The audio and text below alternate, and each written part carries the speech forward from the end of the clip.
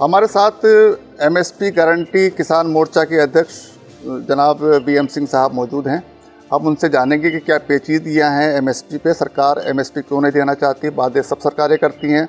UPA सरकार ने भी वादा किया था, मौजूदा सरकार ने भी वादा किया था, नरेंद्र मोदी ने वादा किया था, लेकिन जब देने का नंबर आता है तो किसानों को सड़कों पर आना पड़ता है, लाठियाँ खानी पड़ती हैं, आंसू गैस के गोले झेलने पड़ते हैं। तो क्या वजह है कि क्यों एमएसपी की गारंटी सरकार नहीं देती, हम इसके बारे में बीएम साहब से बात करेंगे।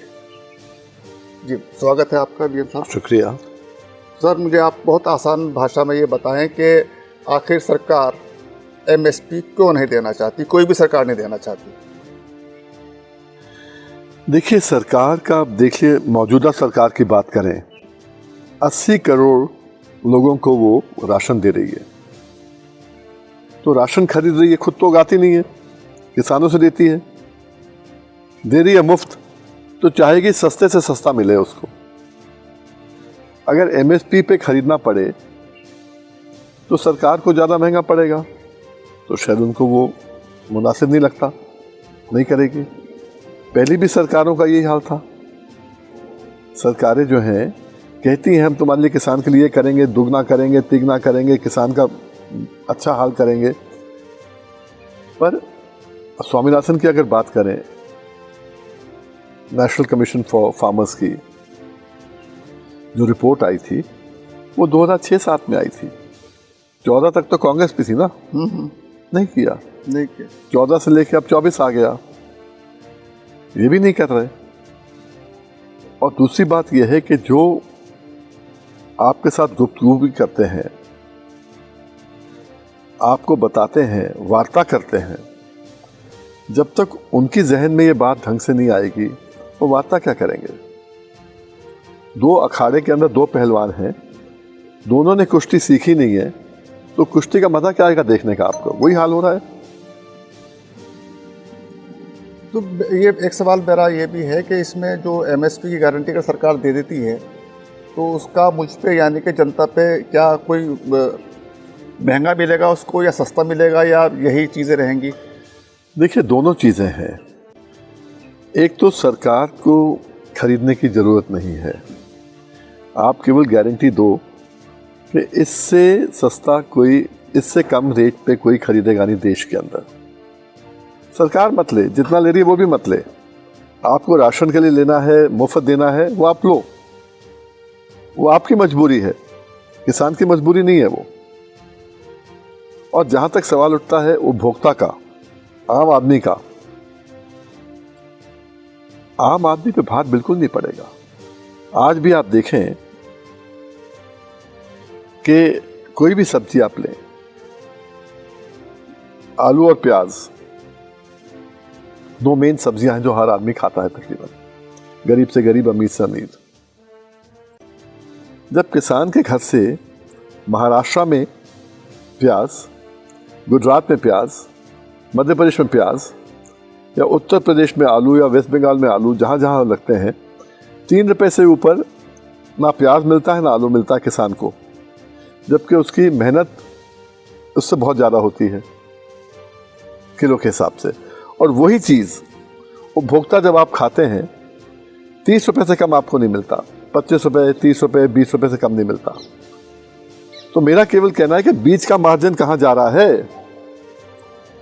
प्याज 100 रुपए किलो हो जाता है, लेकिन आलू 80 रुपए किलो हो जाता है। एक फ़र्क इसमें ये है कि जब फसल बम्पर होती है, हम ये देखते हैं कि टमाटर की फसल ज़्यादा हो गई, वो सड़कों पे किसान फेंक रहा है, कि लहसुन की लहसुन 600 रुपये बिक रहा है। प्याज की जब हो जाती है तो प्याज लोग सड़कों पर फेंक देते हैं। तो उसका क्या सोल्यूशन है कि मतलब सरकार जो किसान है वो अपनी फसल ना। देखिए, ऐसा है कि जो बिचौलिया है ना, डिमांड और सप्लाई वो कंट्रोल करता है। आपने कह दिया कि सप्लाई ज़्यादा हो रही है, डिमांड कम है, तो फेंकना पड़ता है। अब आलू की बात कर लें, फिर प्याज की भी कर लूँगा आपसे मैं। आलू की बात कर लें, कोल्ड स्टोरेज जो है आज लाला लोगों के पास है, किसान का उसमें कोई रोल नहीं है, सरकार इंटरवीन नहीं करती। अगर सप्लाई ज़्यादा हो जाती है तो कोल्ड स्टोरेज में डाल देते हैं, निकालते नहीं है, तो डिमांड बराबर हो जाती है, रेट बढ़ जाते हैं। वैसे ही लासन गांव है, पीपल गांव है नासिक के अंदर, जहाँ से पूरा ढेर सा प्याज आता है, पूरे देश का तकरीबन आधा प्याज तो वहीं से आता है। वहाँ पर कार्टेल है 6 लोगों का, सुना है मैंने, 6 होंगे 7 होंगे। अच्छा, वही काम करते हैं कंट्रोल करने का। ज़्यादा हो गया रोक लिया, कम हो गया तो सस्ता में खरीदे महंगा बेचो एकदम। अच्छा, एक मेरे जहन में सवाल आ रहा है कि जो सेब है, सेब इन दिनों के अंदर जो सर्दियाँ चल रही हैं इस वक्त, बहुत सेब आता था, बहुत सस्ता सेब आता था। पिछले 2 साल से मैं देख रहा हूँ कि सेब मार्केट से गायब है।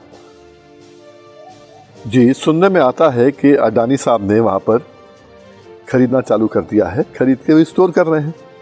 जहाँ स्टोरेज की बात आएगी, जहाँ होर्डिंग की बात आएगी, वहाँ पर रेट तो बढ़ेगा ही बढ़ेगा ना, पर किसान को नहीं मिल रहा। किसान को नहीं मिल रहा, किसान को नहीं मिल रहा, उससे वही चीज कम दामों पर खरीदा जा रहा है। उपभोक्ता महंगा ले रहा है। मैं वही कहता हूँ कि इस देश के अंदर जब कृषि प्रधान देश है, आप कृषक को मिनिमम सपोर्ट प्राइस दो, मिनिमम सेल प्राइस दो, मिनिमम कम से कम 50% मुनाफे के साथ कम से कम आप दे रहे हैं, दो, आप खुद मानते हो दे रहे हो, दो, और जो उपभोक्ता है उसके लिए मैक्सिमम रीजनल प्राइस लगा दो। बीच का जो गैप है उसको कैप कर दो, कम कर दो उसको। ये सरकार कर सकती है, ये रॉकेट साइंस नहीं है। अब जैसे एक आरोप लगता है सरकार पे, अभी कई लोगों ने कहा, देवेंद्र सिंह ने भी कहा, जो कृषि विशेषज्ञ हैं, जो देवेंद्र शर्मा सॉरी, कि साहब 13.5 लाख करोड़ कॉर्पोरेट्स के माफ़ कर दिए और किसानों को नहीं दे रहे। तो ये तर्क कहाँ तक सही है? कॉर्पोरेट्स पे क्यों सरकार इतनी मेहरबान रहती है और किसानों पे क्यों इतना जुल्म करती है? देखिए, कॉर्पोरेट के तो माफ़ हुए सबको मालूम है, किसान पैसा नहीं मांग रहा, किसान खरीदने की बात नहीं कर रहा। ये उन्होंने तब, देवेंद्र शर्मा जी ने तब कहा होगा जब लोग कह रहे हैं कि सरकार कह रही है कि हमारे पास 10-11 लाख करोड़ नहीं है, तब उन्होंने कहा होगा जब आपके पास किसानों को देने के लिए नहीं है। हाल फिलहाल में कहा उन्होंने, वही आपके पास किसानों को देने के लिए नहीं है, कॉर्पोरेट का माफ़ करने के लिए है, वो उस अंदाज में कहा होगा। हम तो कह रहे हैं कि आप किसानों को मत दीजिए, किसानों से खरीदिए भी मत, जितना खरीद रहे हैं उससे भी कम खरीदिए, और इतना कह दो कि इससे कम कोई लेगा नहीं। अब पेट्रोल है, पेट्रोल जो है 10 साल पहले क्या रेट था, दुगना हो गया। नहीं, पेट्रोल के बारे में तो ये भी चीज़ है कि साहब, जो सरकार ये कहती थी कि साहब अब कंपनियां तय करेंगी, रोज़ के हिसाब से पैसे तय होंगे, जो इंटरनेशनल मार्केट में जो क्रूड ऑयल होगा उसी के हिसाब से तय होंगे, लेकिन वो 4-5 साल से तो वहीं पर अटके हुए हैं। मैं वही आपसे कह रहा हूँ ना, मैं वही आप कंपनियाँ क्या तय नहीं करती? नहीं, मैं अलग बात कर रहा हूँ, मुझे खत्म करने दें ये बात। अच्छा, पेट्रोल की जो बात मैं कर रहा हूँ आपसे, पेट्रोल महंगा हो गया तो क्या उसको सरकार सब्सिडाइज कर रही है, खरीद के सस्ता दे रही है क्या? नहीं। तो वही जो है सब्जियों की बात है या MSP की बात है, आप खरीद के मत करो, ना वहाँ खरीदो ना यहाँ खरीदो। आपने वो मार्केट में छोड़ दिया, जिसको चाहिए लेगा, जिसको खाना है वो लेगा। पर इतना मैं कह सकता हूँ उपभोक्ता को, जितना पैसा आप दे रहे हो खुले बाजार में इससे कम ही दोगे, ज़्यादा नहीं दोगे इससे। अच्छा, ये क्या नहीं लगता कि आपको स्वामीनाथन को उन्होंने भारत रत्न दे दिया और उसकी सिफारिश नहीं मान रहे? क्या ये नहीं होता कि सिफारिशें मान लेते, वो तो आधे बड़ा सम्मान होता बनस्पत इसके उनको भारत रत्न दे दिया? ये बात तो सही है, सब ये कह रहे हैं। देखिए, सिफारिश जो है 202 या 203 सिफारिशें हैं उनकी रिपोर्ट के अंदर, उसमें से एक ही सिफारिश काम की है ढंग की कि आप MSP का 50 MSP जो है कैलकुलेट करोगे C2 के हिसाब से, कॉम्प्रिहेंसिव कॉस्ट के हिसाब से, जो कैपिटल कॉस्ट है उसका आप ब्याज भी दोगे, आप डिप्रिसिएशन भी दोगे। आपने कर दिया कि ट्रैक्टर अब 10 साल से पुराना जो है कबाड़ में जाएगा, तो 10 साल का 1 साल का 10% डिप्रिसिएशन दोगे ना, वो कहाँ जाएगा? वो भी लगेगा। तो इसलिए ये लॉजिकल चीज़ है। अगर सरकार अपना कानून बना रही है तो कानून के हिसाब से ये भी करे काम। दोनों मुश्किल क्या है कि जो सरकार वार्ता करती है उनसे वार्ता करती है जिन्हें ABC नहीं मालूम, सरकार के लोगों को भी नहीं मालूम, उनको भी नहीं मालूम। अगर सरकार को मालूम होता फिर वार्ता की जरूरत नहीं होती, अपने आप ठीक हो जाता। आप आंदोलन में कहीं नजर नहीं आ रहे? देखिए, मेरा बड़ा सीधा है, आज 5 धड़े हैं, एक धड़ा नहीं है। आज जो हो रहा है आंदोलन वो एक धड़े का है, बाकी 4 धड़े और हैं। कौन से 4 धड़े हैं? दिल्ली में जो बैठे थे, बुलाया मैंने था सबको उस समय, पर वही था जब आंदोलन हिल जाता है, आप उसमें कहीं ना कहीं हिंसा ले आते हो, तो मेरे जैसे लोगों का काम उसमें नहीं है, हम हट गए थे। वहीं से लोग सब उठ के आ गए हमारे साथ। एमएसपी गारंटी किसान मोर्चा में आज 250 संगठन हैं, विशेष कर्नाटका के हैं, महाराष्ट्र के हैं, केरला के हैं, मेघालय के हैं, असम के हैं, पूरे देश के हैं, 29 प्रांतों के लोग हैं। वो आ गए हमारे साथ। एक धड़ा हमारा है, एक धड़ा जो बैठा है वो है, एक धड़ा जो दिल्ली में बैठा था वो है, संयुक्त किसान मोर्चा वाला। संयुक्त किसान मोर्चा के 3 भाग हो गए, तो 3 धड़े हो गए ना। एक गुरनाम सिंह का हो गया, एक जो आज कर रहा है उनका हो गया, और एक जो दूसरा है। 3 धड़े वो हो गए, चौथा हम 4 हो गए, और 5वां धड़ा वो है जो गवर्नमेंट के साथ के हैं। किसान संघ है, आरएसएस का किसान विंग जो है, किसान मोर्चा है, बीजेपी का है, किशनवीर चौधरी का है, ऐसे बहुत लोग जो हैं बीजेपी के साथी जो हैं, उनके साथ भी जो है ये किसान संगठन ने बनाए हैं, तो वो भी उसमें है। तो 5 धड़ों के मैं कहता हूँ कि 5 को आप बुला लो, एक धड़े से 5-5 लोग हो जाए, 25 लोग बैठ जाए, पूरे देश के जो है चैनल्स को बुला लो, ANI आ जाए, पूरे देश के चैनल्स आ जाए, पोर्टल जो मेन है बुला लो। उसके बाद में आप 1 घंटे की वार्ता कर लो, हर धड़े को 10-10 मिनट दे दो बोलने के लिए, केवल 10-10 मिनट, और 10 मिनट मंत्रियों को, 1 घंटा हो गया। पूरा देश देख ले और पूरा देश उसमें बता दे क्या सच है क्या नहीं है। पर जब आपको मालूम ही नहीं है, कुश्ती देखने जा रहे हैं, साहब बहुत बढ़िया कुश्ती होगी, दोनों पहलवानों ने कुश्ती करना सीखा नहीं है, तो क्या होगा। पिछले आंदोलन में जो वेस्ट यूपी का किसान था, उसकी भागीदारी अच्छी खासी थी उसमें, बाद में तो उन्होंने संभाल लिया था उसको। तो इस बार वेस्ट यूपी का किसान नहीं दिख रहा है, और क्या ये जयंत चौधरी का उधर एनडीए में जाने का कोई फर्क है? जयंत चौधरी का उससे क्या मतलब था, उस आंदोलन से कुछ नहीं था, जाटों का तो था। आज मेरा संगठन है, जितना संगठन सारे जाटों का है, लीडरशिप जाटों के हाथ में है। वो क्या था कि उस समय कहीं ना कहीं सरकारी रूप से इनको उठाया गया था कुछ लोगों को। जब मैं उठा था, हमारे साथ रोहिलखंड के सारे लोग आए थे, आगे से पूरे लोग आए थे। आखिर में कहाँ सीमित हो गया था, 50-60 लोग थे जब उठने की बात आई थी। 2000 लोग पुलिस वाले आ रहे हैं उठाने 50-60 लोगों को, और छू के नहीं गए। क्या मानते हैं इसको? कहीं ना कहीं सरकार की मिलीभगत थी बढ़ाने में। किसी को, राकेश को बढ़ाना था, बढ़ा दिया। उसने कहा मैं तब तक पानी नहीं पीऊंगा जब तक गांव से पानी नहीं आएगा, और 15 मिनट में बॉटल खोली, पानी पीने लग। कौन सा हेलीकॉप्टर लेके आ गया भाई? ये मैनेज था। अब सबकी समझ में आ रहा है कि ये इन लोगों ने 40-50 ट्रैक्टर नहीं, 40-50 नहीं, 80-85 ट्रैक्टर तोड़वाए थे 26 जनवरी को। उनसे पूछो ना, जिनके ट्रैक्टर टूट गए वो लेके आएंगे क्या? ये स्पॉन्सर करना बड़ा आसान है। आज वेस्टर्न यूपी की आप बात करते हैं, वेस्टर्न यूपी से कौन जा रहा है? ये बार बार कह रहे हैं 4 लाख ट्रैक्टर जाएंगे। कहाँ है 4 लाख ट्रैक्टर वाले?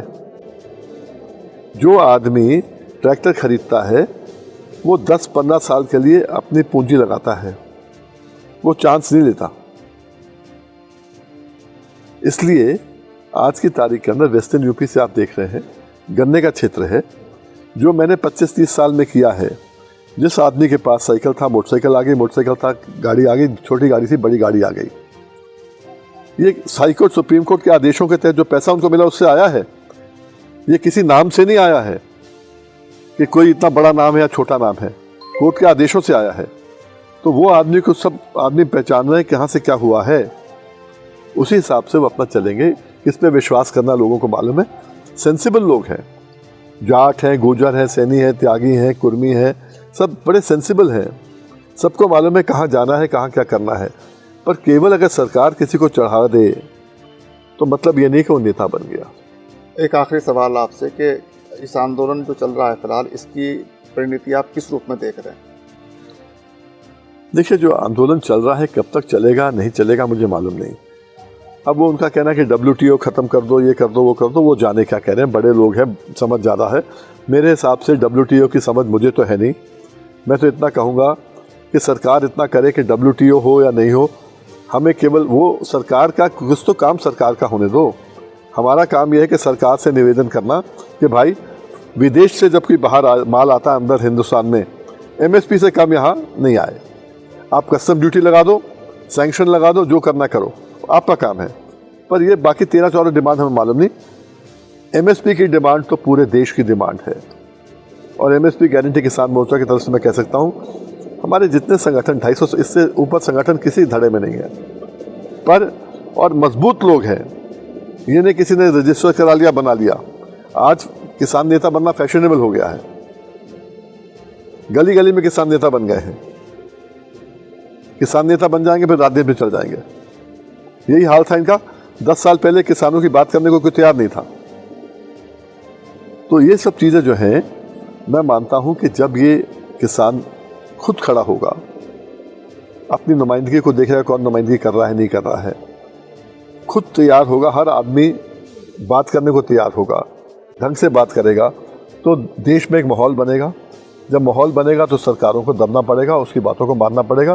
कृषि प्रधान देश है, कभी सोने की चिड़िया कहलाता था, मैं आशा करता हूं कि फिर सोने की चिड़िया कहलाएगा। चलिए, बहुत बहुत शुक्रिया आपका बीएम साहब बात करने के लिए। Thank you. आप थे बीएम साहब एमएसपी गारंटी किसान मोर्चा के राष्ट्रीय अध्यक्ष। बहुत बहुत शुक्रिया।